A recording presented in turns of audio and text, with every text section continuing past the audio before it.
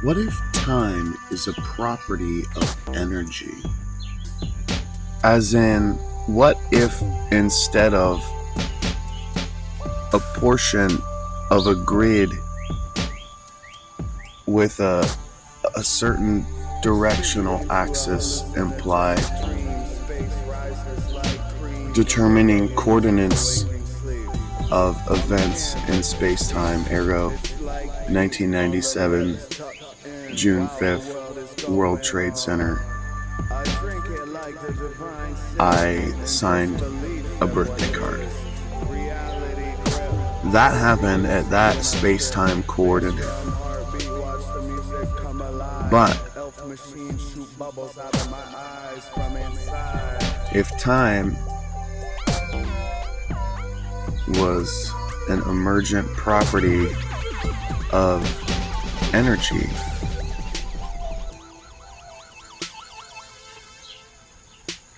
we could explain its non-cyclical, non-reversible display with the fact that absolute zero does not exist in reality. Therefore, on a very, very, very fundamental level, energy is always changing. Energy is change. I mean, for something to have heat, it means that thing is vibrating. For something to move, it means it has energy.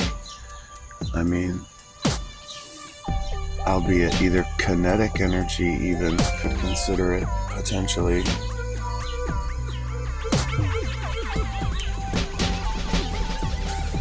Therefore, we cannot go from a zero state back to a zero state.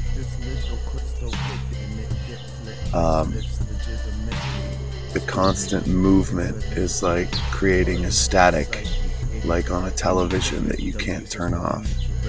And the way the universe is happening, if you consider our knowledge and progress through understanding the universe to be our scope by which we determine what things are, we discovered electricity, and now we know that electromagnetism is everywhere.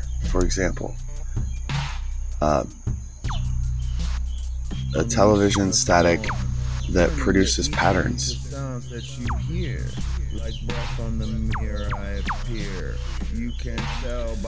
And it's not that it's producing any more or less patterns with time. It's that our understanding unlocks access to the awareness of these patterns. So learning gives more canvas to learn more. You only know what you know. When you begin to extrapolate and assume, you have to give seriousness to the fact that you are extrapolating and assuming. No matter how smart you are, no matter how smart you think you are. Many scientists discount the idea that the brain is a quantum system. This seems infantile. This seems dangerous and irresponsible. Unless something is to be disproven, there's no reason to cast doubt upon it. And they have no evidence that the brain is not functioning on a quantum level. In fact, to me, it's common sense that it does. And there are little microtubules in your brain that are a potential vehicle for this system. But until a scientist will even use the term observation, awareness, or admit that the witness having a part in the experiment actually affects the experiment, and that this applies to all things in life, we're not going to get anywhere. Because science, in its search for a theory to bridge the quantum world, quote unquote, with the Newtonian real 3D world, has created a schism. They're not separate at all. Looking at something in a microscope does not make it something else. Understanding its circuitry and not understanding how the thing and the circuitry go together does not mean that they don't. That's my problem with a lot of scientists. There are truths that lie within a system that can't be explained by that system. And when I use that word, I'm talking about a series or finite amount of possibilities to express things. System just means any parts that are connected that have a unified functionality. A tree is a system. A car is a system. Your eye is a system.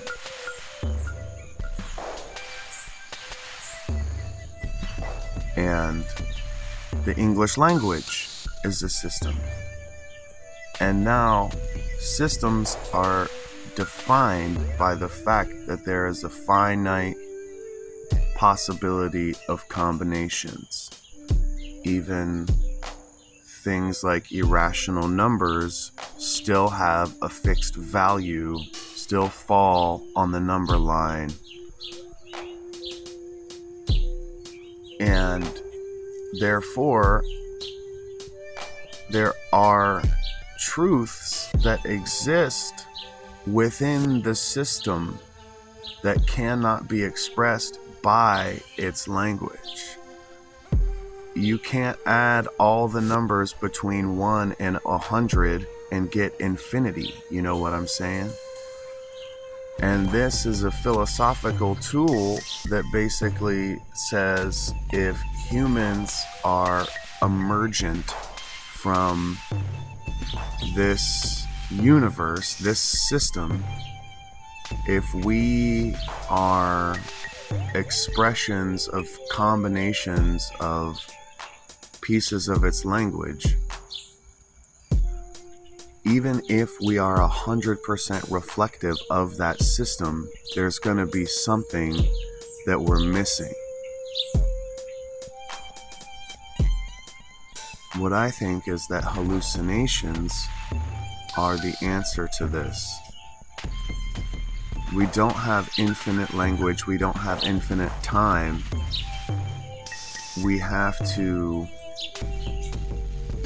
use our resources to influence the flow of things to create patterns that are beneficial. Just like in the TV static. And we, as humans, are very, very, very in the beginning stages of this. 90% of people wouldn't even watch this video and think about anything I'm saying, because to them, life is go work so that you can buy the stuff that you want and talk to the girls or boys that you think are pretty.